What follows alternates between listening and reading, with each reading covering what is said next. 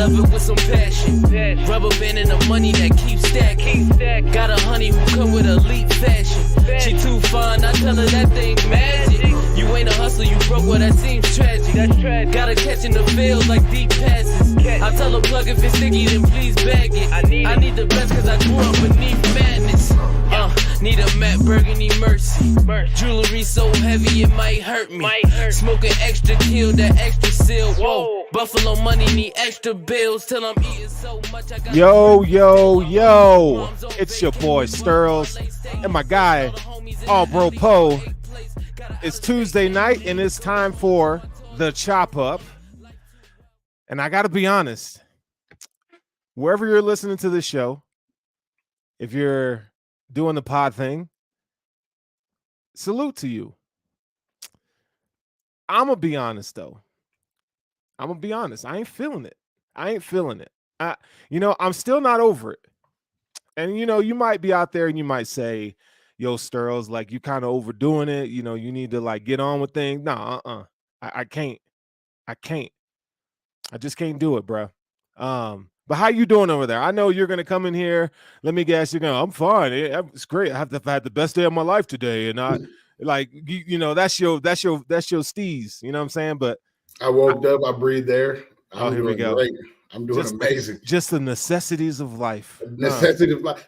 Bills games are a privilege to watch, and as much as you guys, you guys, because I get frustrated too. Like, and just because I don't come on here and pout, and I'm not saying you're pouting. I'm saying like there's so many people that I be seeing like are literally like are in shambles in their life, and it's just that can't be me. That cannot be me. I'm gonna live positive every day.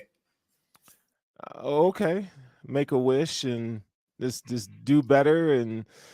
I understand you don't care about your team. That's cool. I know you don't care, and there's other fans out there who do. We got to pick up because you're slacking. That's what we got to do tonight. But it's Tuesday night, man. We are 2 days away from, or 2 days past the debacle in Cincinnati. Yes, I called it a debacle, 6-point loss. But you know what's positive? You want to know what's positive? I know a lot of things that are positive, but I want to know what's positive with you. Thanksgiving is around the corner, and that's my favorite holiday. Absolutely. So I'm thankful today for being here with you, Sterls. You know what, man? I count it a blessing. I likewise, man. Thank you for being here. Absolutely. Thanksgiving's around the corner. You are of the Samoan heritage. Okay. What are some? How do you guys celebrate that? Like, what kind of foods do you guys do? Well, I'm half Samoan, half white, so most of the time we just celebrate it how European Thanksgiving regular, like. But my dad be cooking some, like my mom got her fried rice, my dad got his potato salad and pork. Like we eat pork, like my dad will cook some pig on Thanksgiving, some shredded pork. So so we don't have like you have to have turkey, you have to have ham. Like it's really like you just bring a group of people, a group of food, and it's like a barbecue. So dang. So am I gonna get that invite or what? Well, I'm with Rachel. She could cook down, but like it's just regular Thanksgiving. So, okay. Yeah. I'm a traditional turkey guy. Now I deep fry my turkey, so it's fire. I mean, it's so tender. You want to know what's wild though? I had a conversation with somebody today, and they said, I've never had collard greens, and I'm like, I've never had collard greens either. But I look, if you never had collard greens, I would get it coming like your heritage, and like it's not something y'all do. But for the other folks, you ain't had collard greens. We got problems. Yeah. We got major problems, man. Collard greens. So like a traditional Thanksgiving for me. Homemade mac and cheese is a must. Okay. Yeah. The turkey, deep fried turkey, dressing. You know what dressing is? It's like white people call it stuffing. Okay. Dressing's a whole nother thing for black folks, man. Fire. Samoan stuffing is fire too. Like they just put any type of meat in that stuffing and just put like meat and then some like potatoes and you really just stuff it in there like it's whatever. Yeah, okay. So y'all be eating too. Yeah. All right, green bean casserole. You a fan? I know because Rachel's is all right. I didn't have it before Rachel's, and I'm not a big fan of like any type of casserole. But it was all right. It was all right. So for those of you watching the show tonight, put in the comments the craziest, most disgusting thing you've had on Thanksgiving. Anything orange, yams, and hey now. Yams and sweet potatoes, anything. I can't unless I like somebody told me to put hot sauce on sweet potato stuff. So like I might try that this year, but anything orange, I'm not with any of the soft carrots, the sweet potatoes, the yams. They got to be done right. They got to be done right. Bro. I've had every type of. I've been to Cali and had it with, you know what I mean, like some of my guys. I've had it with a Mexican family. I've had it with my European family. But you ain't had it with some Negroes. I did. That's my Cali. I didn't want to say, you know. But we're from the South Negroes. You know, we do it a little different down there, son. I'm telling you, dog. We do it a little different. Okay, we do it a little different around here. Okay, well, okay. Last one. Tofurkey. Is that tofu turkey? Is that what that is? Hell no. I couldn't do it. I mean, is that a turkey in the shape of like a vegan thing? Is that tofu in the shape of a turkey? I can't. No. I wouldn't do that. No, I wouldn't do that. I could not. Nah. So, okay. Last one. All right. So cranberry sauce. I've had some good and I've had some bad. I like mine cold, straight out of the can, bruh. Straight out of the can. Straight out the can. Yes, sir. And it's delicious. Bro, it's like you take a butter knife and you eat it, or you put it on bread or something like.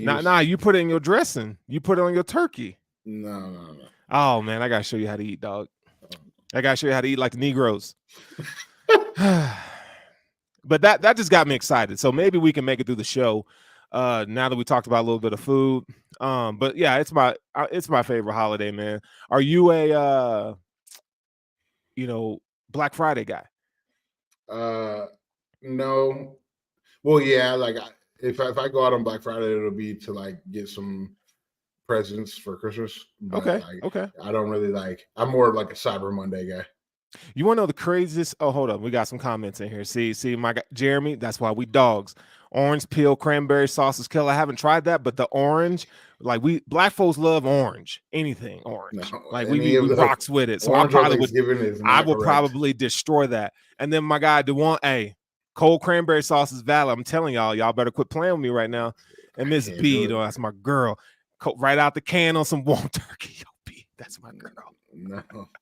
That's crazy. Crazy talk. Okay, so you want to hear a crazy Black Friday story? So this is right before COVID. So I never go out on Black Friday. Like for what? You can get everything on Amazon if you want. You know what I'm saying? But I had this idea. I'm like, I'm gonna go. The girl I was dating at the time. I was like, let's go to Walmart. We went to the Walmart on a different side of town, you know what I'm saying? And I pull up on this Walmart, and it's the parking lot's packed, dog. So we get in there. All of a sudden, I'm in the electronics section. Okay, everything's fine. People are in the holiday spirit. They're getting their stuff, whatever. All of a sudden, the fire alarm goes off. And I'm like, I don't smell smoke. I don't see smoke. And all of a sudden, people start taking TVs. Oh, yeah. Now, they weren't putting them in their cart to purchase these TVs. No. They were stealing these TVs. And you know what I had to do, right?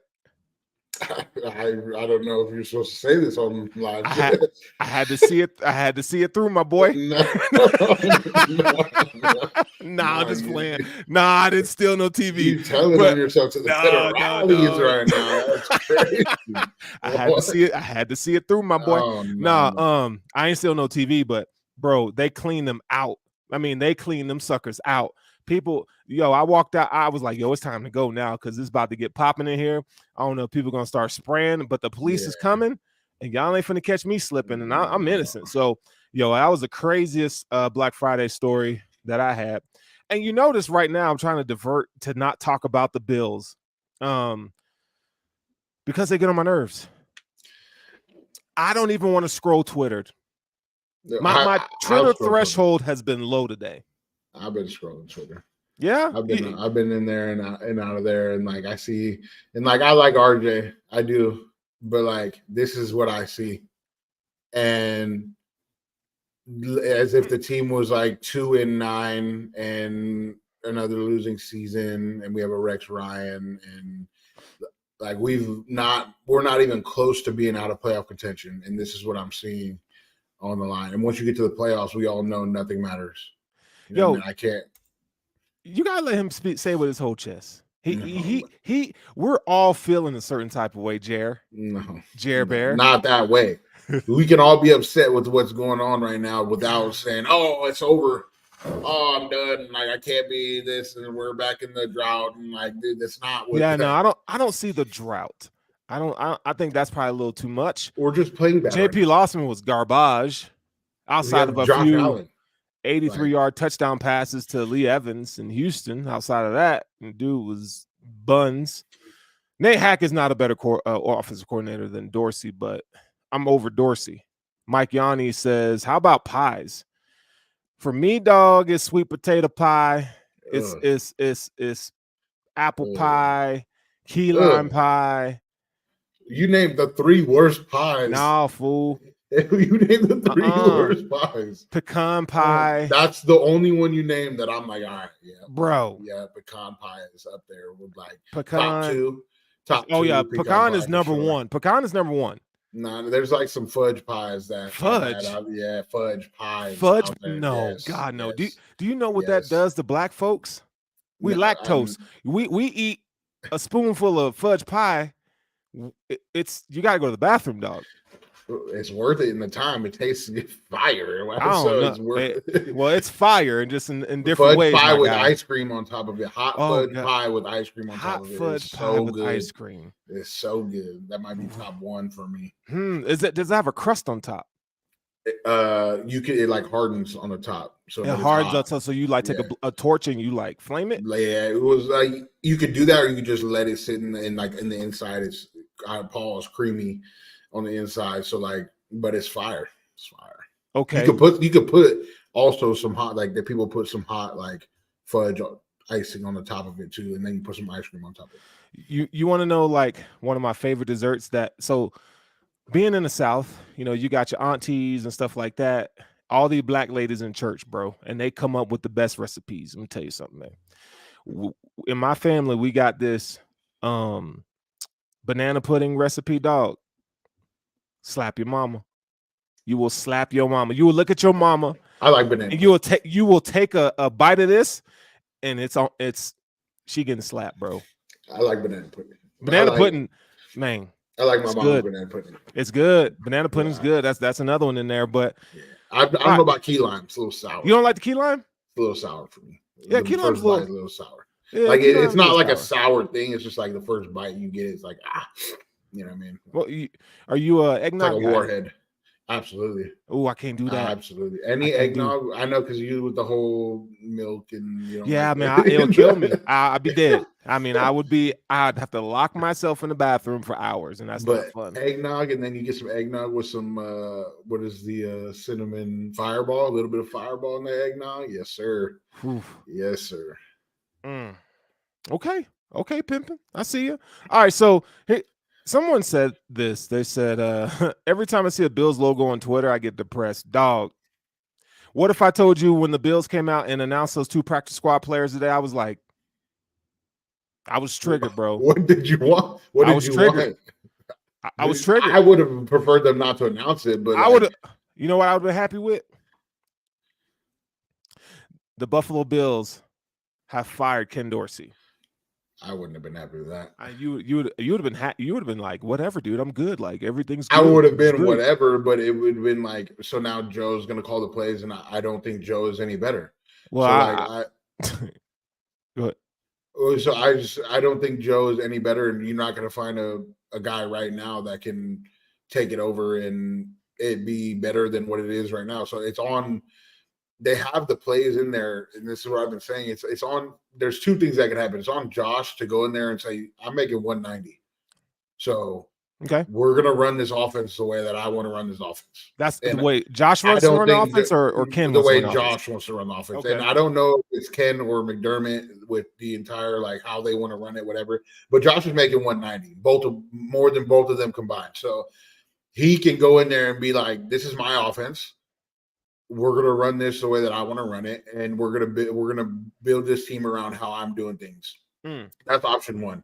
Option two is Ken needs to come down on the field and look these players in the eyes when he's calling the plays, and they need to give him feedback. He's not just sitting up there calling a Madden game. That's what it feels like when he's up there. He's just calling the percentages, Madden, what works here, boom, done.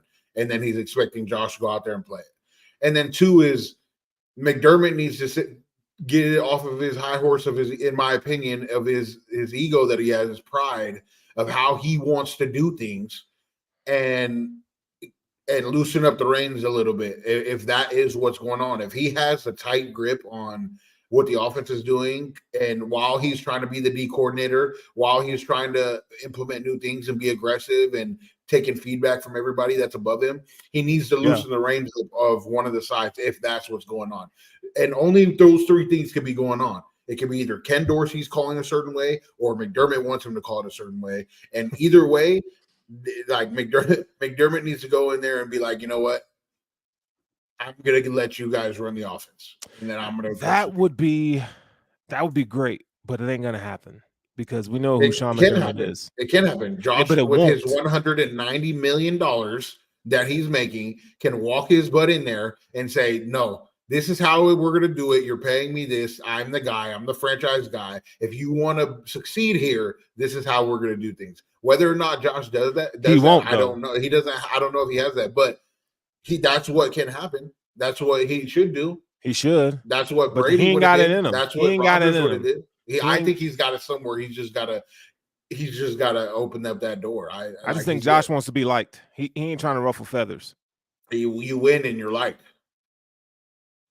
Yeah, but I think you gotta take authority sometimes. And right now, like what you're saying in theory is great. I agree with you. I mean, I'm being dramatic. I'm being dramatic when I say I want Dorsey fired. I don't want him to be the offensive coordinator going into next year. But I would like for Sean McDermott's philosophy on what he thinks offense is in 2023 to go bye-bye. This whole, complimentary football. If I hear that again, I'm going to. He's not wrong with that. He's not wrong, but it's not realistic for this team in this season. It's not realistic. It's just not. I mean, it is. The defense is playing well enough to do complimentary football. No. I'm not talking about. I'm not talking about on the defense side. I'm talking about running the ball, passing the ball. Oh, that's balance. But complimentary football, you can turn a short passing game into your running game, and that's what they've done when they're successful. Is run that RPO short game as their running game type of thing. They did it with Beasley. They did it with Shakir against the who did we play last week? The Bucks, and that can be the case. But like the offense can't turn the ball over on our side of the field, and our special teams need to punt the ball farther than the 40-yard line. So like that'd be great. Those are, if you're going to play complimentary football, you're just not doing it correctly right now. And like I would rather the offense open it up, and that is on Josh, in my opinion. He's doing the right things. He's doing what the coaches want, but I would rather him go in there and be the man and go tell him what's good. And like, that's what I want to see. I want to see Josh go in there and tell him what's good. Yeah, I want to see some more assertiveness. And that's not to say that it's not there, because we only see so much. But, when you put two and two together, it just doesn't feel like there's enough assertiveness coming from him. Because like there's no, when the players talk to the media, Sean McDermott talked to the media, the whole comment about we stopped going up tempo because we wanted to try different things. I just don't think he knows. That's part of me doesn't know if he knows or if he's just trying to answer for Ken, or that is his. I don't. With his answers, you can't know for sure who's like in the wrong in certain situations, which is what he's trying to do. He's not trying to like point the blame, but he's definitely not trying to point the blame at himself, which is the answers that he has. Sure. Like, and I would like for him to take more accountability and also act on that accountability, or he needs to loosen up the reins and let Ken go, and then now he can put the blame on someone other than himself with the offense. Yeah, it would be nice. I just, like I watched all 22. There was some stuff that was open. But again, I bet if you look at other quarterbacks in the league in all 22, no one makes the perfect read on every snap, not even Joe Burrow. Joe Burrow leaves guys open at times, right? But I think it's a matter of, can they make an offense that Josh is comfortable in? He's comfortable in the offense that they run. He's comfortable in the offense that they run when they're not trying to be so balanced. That's a condition, though. That is a condition. That's not the norm. That's not the norm, the trend that we've seen. I don't think he's really comfortable in all the things that Ken asked him to do. You know what I'm saying? Because like how else would you explain the lulls? When you look at the Twitter machine today and this week, you see the Bills from an analytical point of view. Statistically, they're one of the top 3 offenses in the league. But in the last 5 games, they've only mustered 20 points a game. That's not good enough. Well, if we take out the Raiders, Dolphins, and the Commanders game, we're probably like a bottom 10 offense, I would say. That's what they're playing like, but we know they're not that. Yeah, right. But that's what they're playing like, and I think that's the frustrating part about all this. Like, I'm not even gonna. We'll talk about the defense in a little bit, but like when you look at the offense, man, like what works when they go up tempo, and it's not they get down the field with ease, not a problem. And I understand like teams are gonna adapt to that, but you're gonna have to. My next point is, where's the creativity in the offense? There's no creativity, it feels. There's not. And the one time they did do it, everybody in the world knew that a double cover trick play was coming. I also understand the point of view of McDermott. It's like, okay, my defense is not here. Like, so I would like for my defense to keep this game to a lower scoring game. And then in the end of games, I would like our offense to turn up. That's where he's at. It's like, I don't want to have a 40-35 game. That's where McDermott sits. With that being said, with Linval and Rasul win the game last week, and I don't know what took them so long to put them in, but when they win the game last week, this defense looked different. It looked like they had a little bit more aggressive zone coverage. Like they looked like they can carry a bigger load with pause, which in the end, now you can open up some offense if this is the way the defense is going to play, how they played in the second half. So now you can open up, Leo, let's go out there and score points and then put it on the defense to get stops down the stretch. Like, I would like to see that. So no, that'd be nice. What about this whole thing about, the title of the show tonight is playoffs. How do you feel about that? Like, I am not worried in the slightest about making playoffs. I don't feel like this team. Will they make the playoffs? Yeah, I think they will. But it's not. I think we win the division still. I think we win the division still because we're a half game back right now. We still play the Dolphins. We still play the Jets. We play the Broncos next week. I'm not as over the edge. I think we match up really well with the Eagles. I think the Chiefs are still a tough game, but I think we match up really well with the Eagles, and we've shown we can beat the Chiefs on the road. It's one of the games where every player in the locker room is turned up for. So good teams make runs down the stretch. Good teams do make runs down the stretch. They might struggle early on in the season, but the really good teams make runs down the stretch. And this is where, like, if you're going to make runs, it would start with this Denver game. So, it's like looking at the Bills schedule, okay? I mean, do I think the Bills are trash? No. I may say it because I'm frustrated, like you and I talked about. Is the team actually trash? No, but they're playing like it right now. Like the expectation that we have of this team should be very high. But we know how the league works. Like, you're not always going to have your best day, but the Bills since Miami they haven't played a complete game. When will we get a complete game is the question, right? So the next upcoming opponents, as you know, but let's talk about it. The Broncos, to me, like you said, that's a win. Like, and if the Bills lose to the Broncos, we got major problems. We play the Jets after that, the team we haven't beat, but I think the Jets aren't going to sweep the Bills. Now, will there need to be some creativity in this offense? Yeah, because that Jets defense is really, really, really good. Okay. 2 home games. So 2 home games. So I would say that's a win. Now, the next 4 games at the Eagles, at the Chiefs, Cowboys, at Chargers. Because the NFL is just crazy and there's no standout like dominant team this year, I do feel like the Bills can go 2-2 in that stretch. Right? What do you think?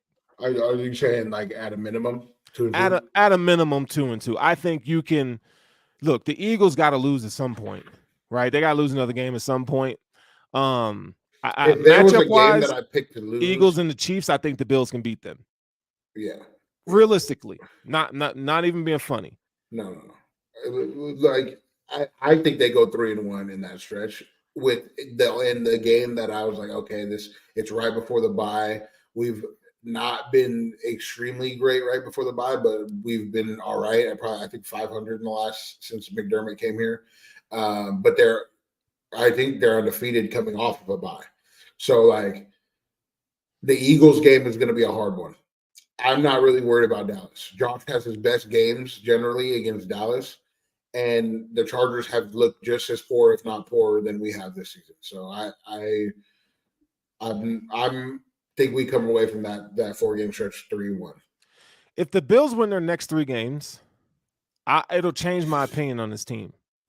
But right now, we're an average team, and we don't have the margin for error right now is extremely small. Now, that stretch that's the defining stretch of the season right there. What are you going to do against the Eagles, Chiefs, Cowboys, Chargers? That's it right there. I'm not worried about the Patriots. To me, that was a fluke. Like the Bills, they knew they sucked that day.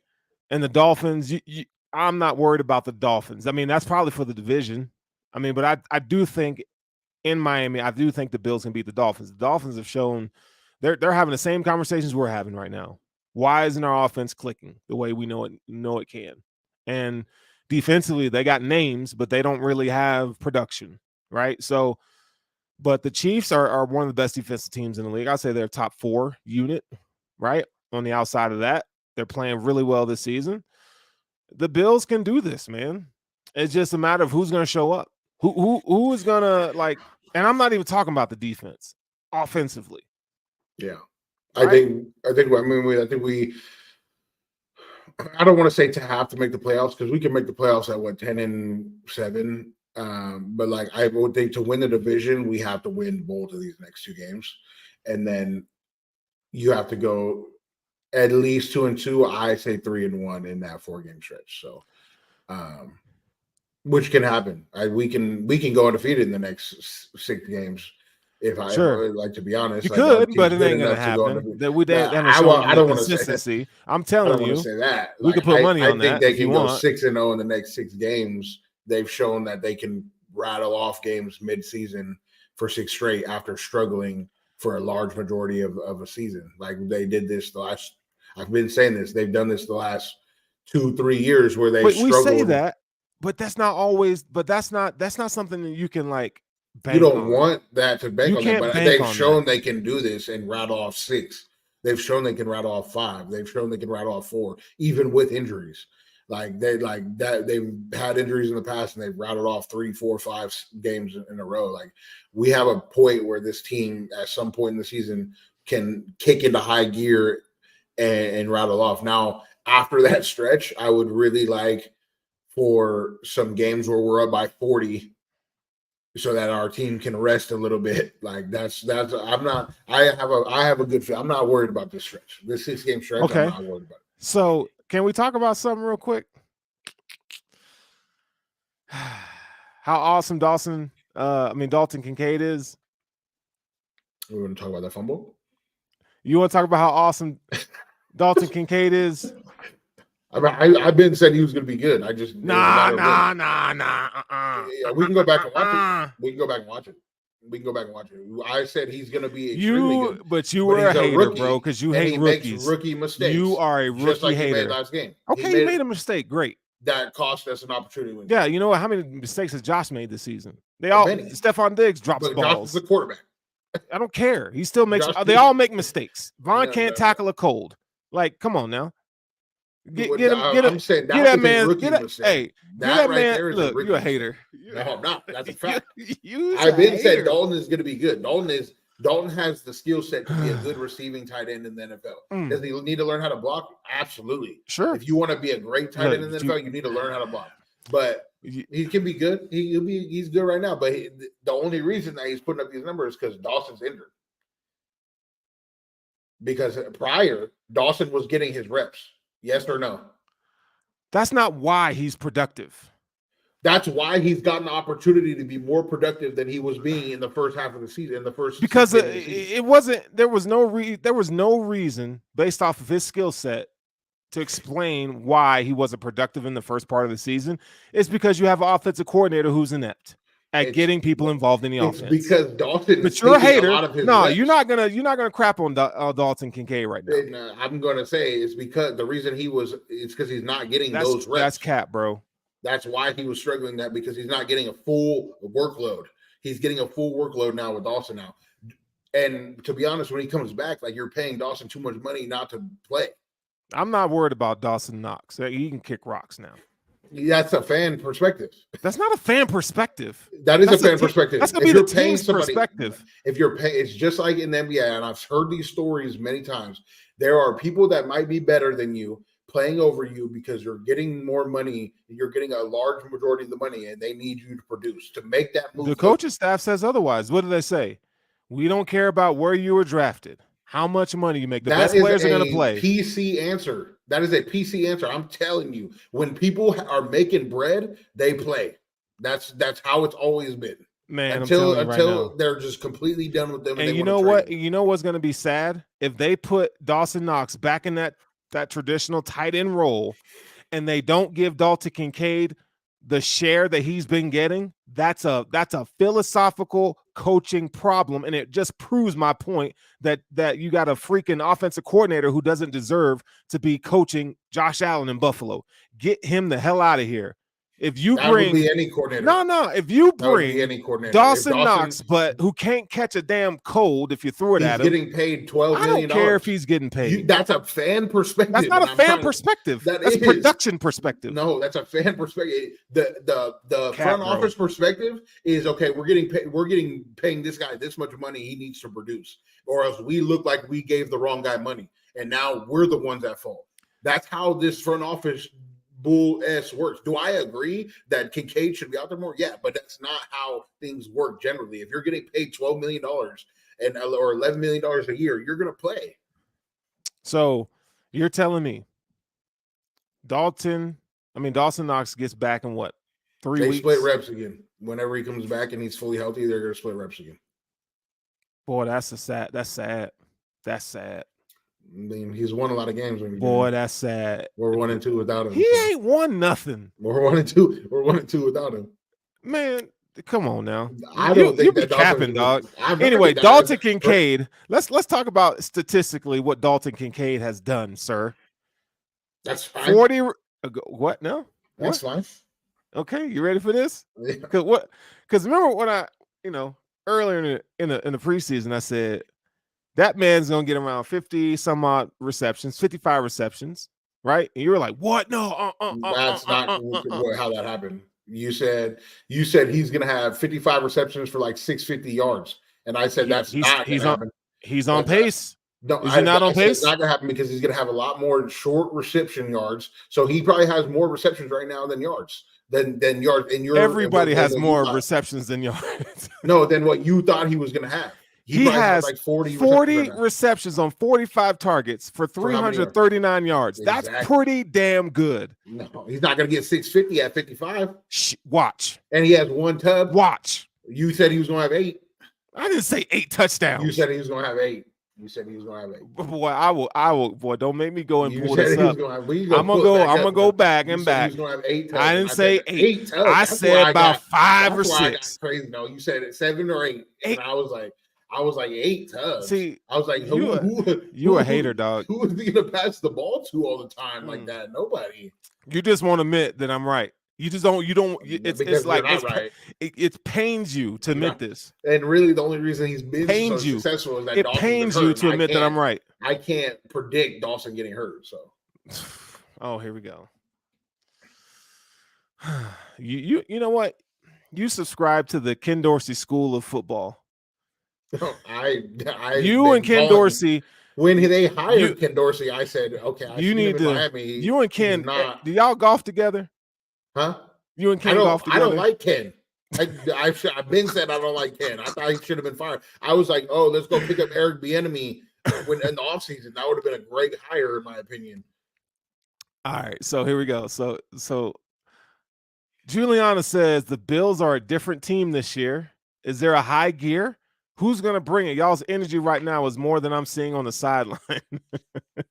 Hey, even though I specialize in giving you shit, this is what I do. I have to like poke and prod just to, because that's what I do.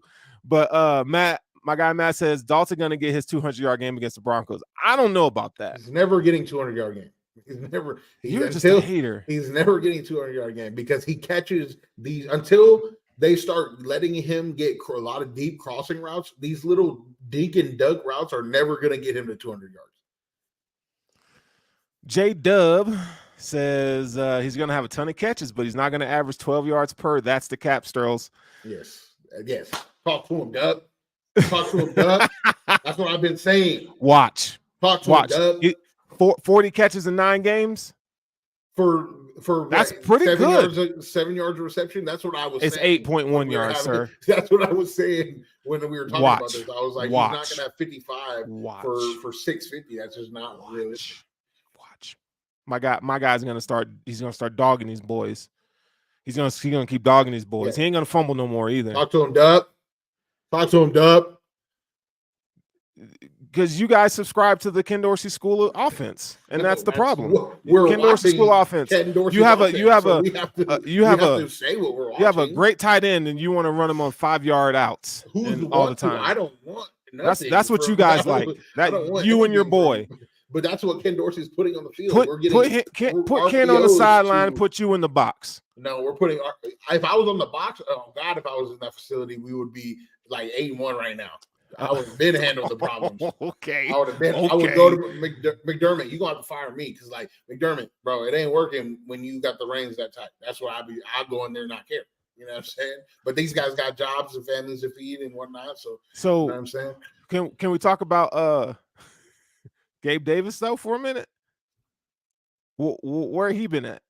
And don't make excuses. Please don't make excuses. I'm going to say exactly what I said the last time he had a bad game, which was 2 catches. They're using him as a decoy when he's running deep. They're not using him as a receiver. Because he's not open. He's running streaks and posts in these games. The game that we came back and we ran, we actually got him going. That he had 9 catches for 83 yards. Okay, that's great. We actually worked him the ball. Instead, we come back to this game and we're getting Kincaid and Diggs, and we're forcing the ball to here, and we're throwing picks to there because we want to force it in cover 2, and we're throwing a pick. Boom. Like, Gabe, if you use him properly, can be a great number 2. But if you use him as a decoy, he's not going to get any catches. They're putting somebody on the top of him at all times. Why you take up for him all the time? Because I've seen what he does when they actually use him correctly. All right, so he's not going to be back in Buffalo, I don't think. Right? I think he's going to get what he's going to get in the open market is going to be a big contract. No, he's not. You don't think he's they're purposely not. I think they're purposely hindering his performances every week so that they can give him a small contract. Oh, the conspiracy, sir.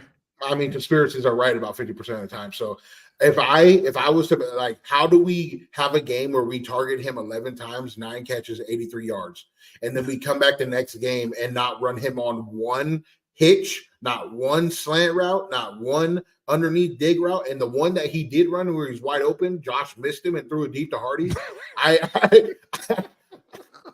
I'm like, dude, like, what are we doing? Okay, Gabe Davis's unwashed butt cheeks after a 12-hour shift. That's just inaccurate. It's not even funny. It's just inaccurate. But you have no critical, like, Gabe Davis hung the moon with you, dog, and he doesn't. Man, you cannot explain away. You can't say that it's a conspiracy. You mean to tell me they're limiting his production so that they can re-sign him and lowball him at a lower cap number? They've done this before. With who? I'm not gonna say exactly where this came. You know what I mean? But like, they do this type of thing in the NFL to get people back for cheap. So they would jeopardize games because that's what you're doing. They're jeopardizing games. I have a hard time believing that. Regardless. With because you and Ken Dorsey are homies over there trying to get Josh Allen to play in the single back wing offense. No, me and Ken are not homies. First of all, I don't agree with a lot of the things that Ken does, but they're already jeopardizing by exactly. We've seen this actually on the conversation before. Was it a talk with Gronk where they were purposefully not trying to, because he had 6 receptions to get his bonus. And they were purposely not trying to run these routes. And Brady came over to him and said, you know what, I'm going to get you your bonus. Or maybe it was 2 receptions. We'll get you your bonus. They do this stuff on purpose to not let people get their money. But a whole season of just garbage? That man, not the whole season, because we came back against the Bucs and gave him 9 for 83. What's one game, man? That's not just one game. He had 100 let's talk about Jags. If we're going to hold Josh Allen and Stephon Diggs and these other top guys, why can't we just hold Gabe Davis to the same standard? If he's as good as you say, why does he disappear in games? He disappears in games, and you can't hide from that. Bad about Diggs in games. I've never said anything bad about Diggs in games. Diggs plays hard. Diggs plays well. He disappears, dog. It can't be all Josh Allen and Ken Dorsey. Come on, man. It's got to be on the play. Some of this got to be on the player. Right? Because he's not getting targeted. He's not getting targeted on any underneath routes. They're asking him to go run. He's not a good route runner. Short to intermediate. He's shown you against the Bucs that he can be a good route runner. Against the Jags, he also showed you he can be a good route runner. He had 6 for 100. Those are the 2 games where he had a good 250-yard games. And half of those yards in the Jaguars game came in garbage time when they were trying to they threw the long one on the right hand of the sideline. This is my thing with, like, never mind. No, go for it. I mean, I just don't think he's that as good as you say he is. I have him as a top end number 2 when you use him correctly. If you're not going to use him, no receiver will come in here the way that they're using Gabe. If you use them the exact same way, no receiver will come in here and have a good game. A good route runner would get open. He's not a good route runner. And streaks on 80% of. Why do you? Hold on. Why do you think they have him run those routes? So they can get Diggs open. They can get Kincaid open. Diggs don't need help to get open. That's not accurate. If they're double coveraging Diggs, he does need help to get open. He needs other people to run routes to open up the field for him. Gabe Davis hung the moon, dog. You love Gabe. You won't say one thing about him. It's like you talk about Gabe like he's a complete wide receiver, and you know he's not. I've never said that. But you say he can run short intermediate routes. He can. We know he can run deep routes. He has suspect hands. One of the lowest separation rates in the league. One of the lowest separation rates in the league. That's not but correct. You defend him. He had a 9-yard separation rate against the Bucs. One game. No, but what is his career says? His career says he's not a separator. He is not an intricate route runner. They use him because that's what he's good at. No, they don't use him incorrectly. Just like how when Kincaid had all these bad games, and you're talking about Kincaid is a rookie, and look at him now. Because they're using him. Gabe is a 4-year pro. Is he not? Is he not? Is Gabe not a 4-year pro? Yes, but he can't change the play calls.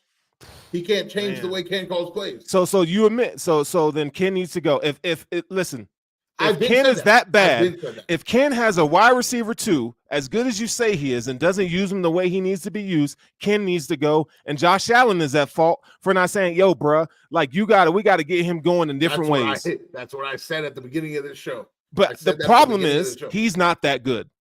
Who? Gabe. That's not accurate, in my opinion. That's not accurate. I love you, but you're wrong on that. I'm in the same way that I felt that. To be honest, your assessment of Kincaid is the exact same assessment I have of Gabe, except for you're saying that it's on Ken, and then you're saying Gabe is on. Kincaid he's producing. Gabe is now. Not. He was not producing the beginning of the season because they didn't know how to use him. Neither was Gabe. Gabe has been producing this year. He has more yards than T. Higgins on the year. T. Higgins had a broken ribs, bro. Come on now. He's playing. He had the same amount of games played, and he has more yards than T. Higgins. I'm not giving broken Joe ribs. Burrow had a torn calf. Broken ribs. They were figuring it out, man. Come on. Okay. What did T. Higgins do to the Bills on Sunday night? Because he's wide open. Time and time again. Catch the ball. Come back. I mean, he ran a full route tree. What are you talking about here? And they used him correctly. As they should with Gabe. Okay.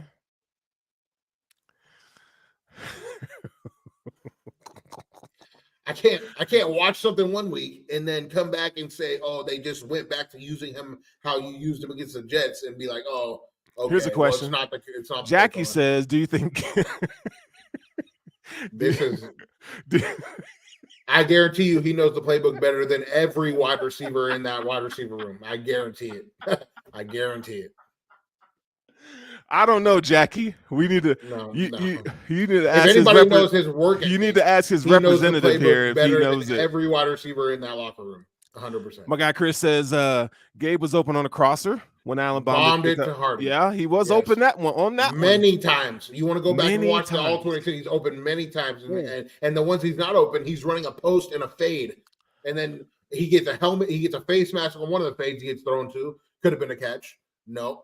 Face mask didn't get called, and then now we're saying, "Oh, just go out there and be a decoy for us, so we can get Kincaid open underneath," which is fine if it's working. But when they get Gabe going early, they tend to win. I like when they get Gabe going early. I will agree with you on that point, but that's the frustrating thing about this whole offense and this whole discussion that we're having. Why does it take so long to get these guys going? This is not accurate. He's saying they need to simplify the offense because we're trying to do too much right now and trying to be too fancy with running a bunch of different plays and balance all that. And maybe that's on McDermott. But just because a receiver is asking to simplify the offense doesn't mean that they don't know the offense right now. It means that they're doing too much on offense. And I would agree. The point that McDermott said, we wanted to try other things on offense. That to me is the most damning comment that he could say. Like I don't know whose fault that is, but when you want to try stuff on offense, you don't do it against the Bengals, man. You do it against the freaking Patriots, the Broncos. Yeah, you don't do that against one of the best AFC teams. And come on, that's just stupid. That's what frustrates. That's why I'm so over McDermott, dude. Like whoever made that decision. I don't know if that's McDermott or someone else. You are not you, but whoever made that decision is an idiot. And that's why I'm so frustrated with this team, the coaching. I'm tired of it, man. They're squandering. They are squandering a generational talent at quarterback.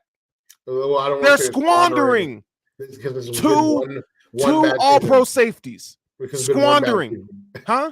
It's been one bad season, so I'm not going to say squandering like everybody else. No, they are, because look, he's that good. Why does it take this offseason for them to start giving him weapons that he needs? This offseason? Like this past offseason, they got an offensive lineman. They got Kincaid, right? They start splitting resources on the offense. Yeah. But the Hardy, they're not using Hardy. What's the point of signing him? You want to talk about somebody who ain't getting open? Deontay Hardy's another one.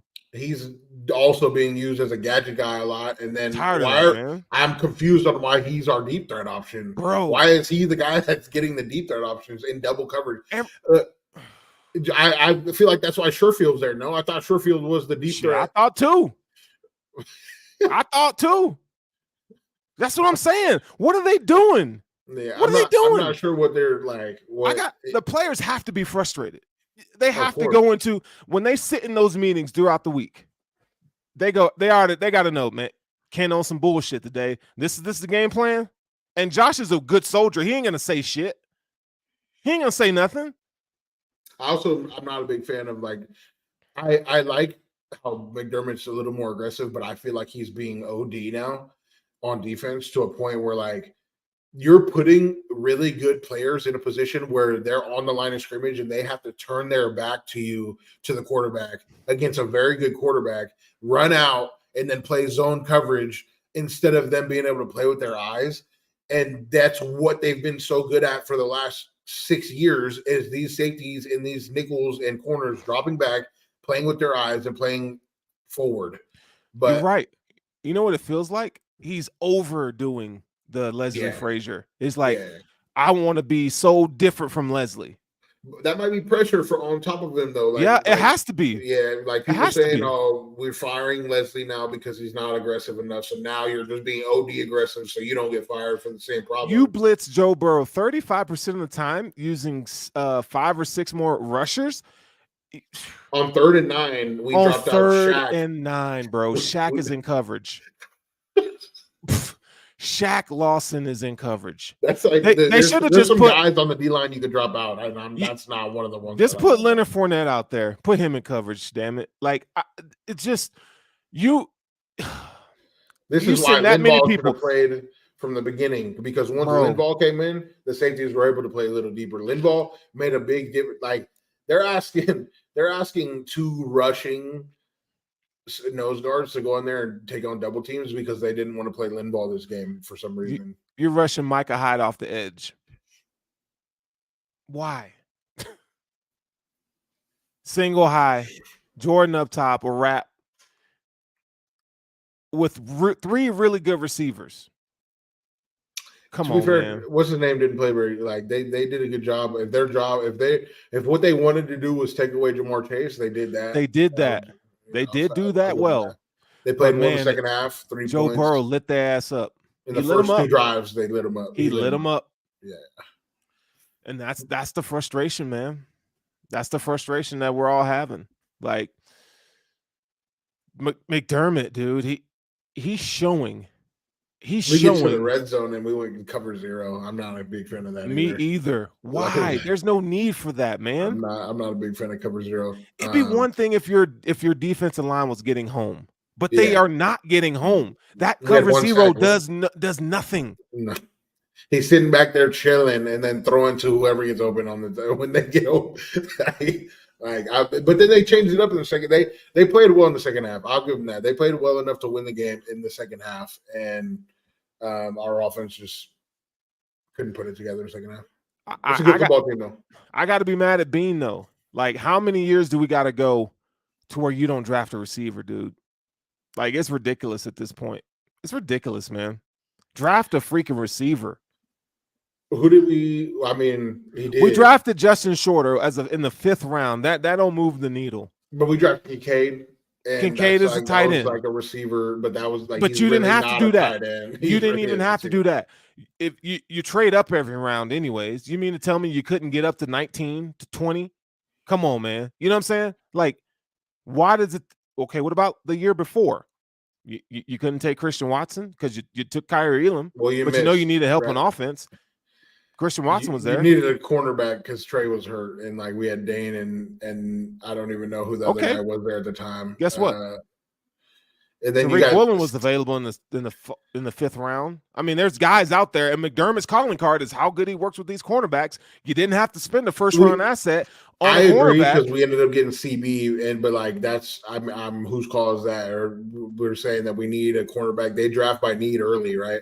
That's how they've always been until That's this a Kincaid problem. draft. It's a problem. Until this Kincaid draft, they drafted by need, and I don't like that. I think early you should draft by want. You draft by need late and try to hit on one of the because like unless you know there's a guy in the 1st round, unless you know like this Kincaid guy, like that he's a guy that can play, like he can be a receiver guy at some point. He's going to be a top 5 tight end in the NFL receiving, and that's a guy that you go out and get, and it just feels like they drafted O-line miss Cody Ford early on in the draft, where you could have got a receiver. Like, they could have got a receiver somewhere. But Khalil Shakur's looking good. They just got to get it. Whether or not it's the receivers we have now, or if it's the coaching staff of not getting them involved, getting them the ball. Like, I don't know.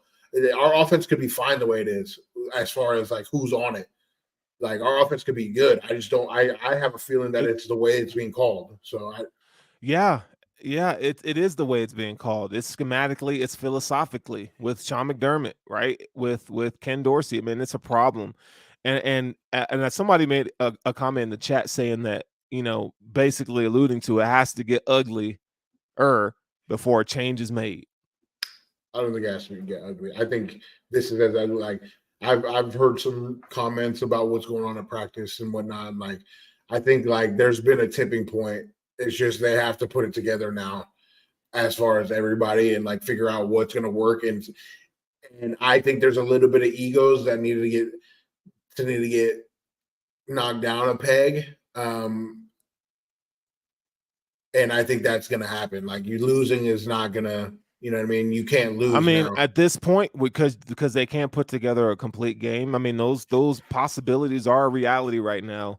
But I agree with you on that point. I just think that they before they were to or would make a move at that position, to me, it feels like it has to get worse. Like, I think McDermott and then at receiver, you mean? No. In the coaching staff, I feel like how many years did it take for them to release Frazier? Right, it took playoff loss after playoff loss of the defense not showing up, and your offense outside of the Bengals game, your offense was a catalyst, right? I will say that I'll say this: there was 3 games that you don't like from Frazier, right? It's the Bengals game, it's the Chiefs 13 seconds, which really wasn't like his fault. That was McDermott. That was McDermott's fault, and then maybe the Texans game back when we lost that playoff game. I'm not sure which game, but there's big words in law that think that letting Leslie Frazier go is the biggest mistake that he's made. And you think so? That's not my personal opinion. I'm saying that's what some words are swirling, that like letting Leslie go is the biggest, because now McDermott can't just focus on the team and let Leslie do his thing. And Leslie's only had a few bad games as a defensive coordinator in his time here. I personally think that Ken Dorsey getting hired is my biggest thing. But some of the players on the defensive end might think that letting Leslie go might have been like a bad thing. If what it's looking like right now, yes, from sometimes the defense plays well, right? Like, but you got a lot of veteran guys over there and so forth. I'll give McDermott some credit. Like, all his game plans aren't trash. However, if you letting Leslie Frazier go results in you not being able to handle pressure, like for instance, Sunday night, I felt like the stage was too big for Sean McDermott, and he folded. And Jordan said that Leslie is ice. That dude is ice in his veins when it comes down to like these pressure moments. Like that, he's, whether it's you're up by 40, you're up by 4, you're up by 3, whatever. Like, Leslie just has the same demeanor all the time, and you hear that when in a press conference. You saw it in Minnesota when he was coaching there. He's just even keeled, right? He doesn't get bothered. He doesn't get too high on the emotion. I feel like Sean does, and that doesn't mean Leslie is less of a competitor than Sean is. But if Sean can't handle it, hold Ken Dorsey to the same standard. Then get rid of his butt at the end of the season, and then show me how much of a leader you are. Because Ken is obviously not getting it done. He's not. Right. And I like McDermott calling some of the plays. There's certain points where he needs to go in, where he should have went in with Frazier and just like kind of like, yo, I want to call this. I want to get here. Like, tweak it a little bit. But getting rid of Frazier, who has called perfect games for the majority, by 80% of the games that he's called while he was here with Jordan and Micah and that defense, he was very good. 85, 80 to 90. He had a couple bad games against the Chiefs. He might have been too passive in certain situations, where you as a head coach, you just like say, go hey, in and run say, man here. Yeah. Like, press here. Aggressive, cover 0, like boom here. Great. Like, Leslie doesn't seem like the type to like, he don't seem like the type. You know what I'm saying? This doesn't seem like a Leslie thing to do. Right. See, and that goes to show. I put the blame on Sean McDermott, and whatever happens this year, I hope Sean gets all the smoke. Yeah. Because you brought this on yourself. You let Frazier walk out of the building, right, wrong, or indifferent. You let him go. You decided you were going to take over the defensive calls, and here we are. Now, the injuries, whatever. But, like, schematically, bro. Absolutely a horrendous take. 7+. There was a time we were a top 5 defense the entire year 2-3 years ago. This is the horrendous take. But you know what? This has been fun, man. This has been fun. We got to go. Bro, this has been good for me, getting it out.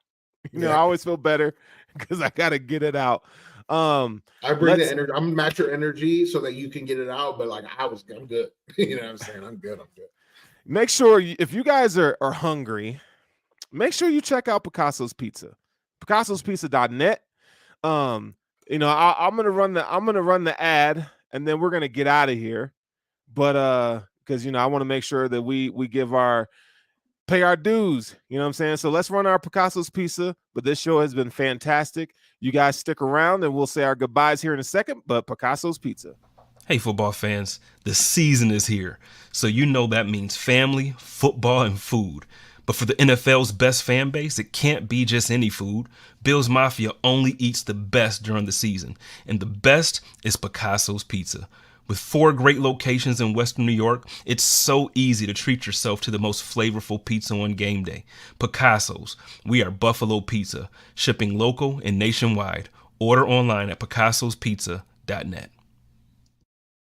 All right, man, we're going to wrap this thing up, bro. It's been. I did want to say, though, before we get out of here, you came on here today, man. I want to do this, bro. And this ended up being a good show. It was one of our best shows. Everybody out there that it's not, you know what I mean? If you go into it with a good attitude, it can be whatever you want it to be. You know what I'm saying? Thank God we talked about food.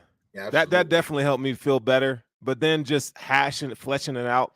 And kind of just, you know, it's good to be honest about how you feel. And those of you who commented tonight, we appreciate all the love and support and your comments, because it really does help us get perspective on what's happening with this team.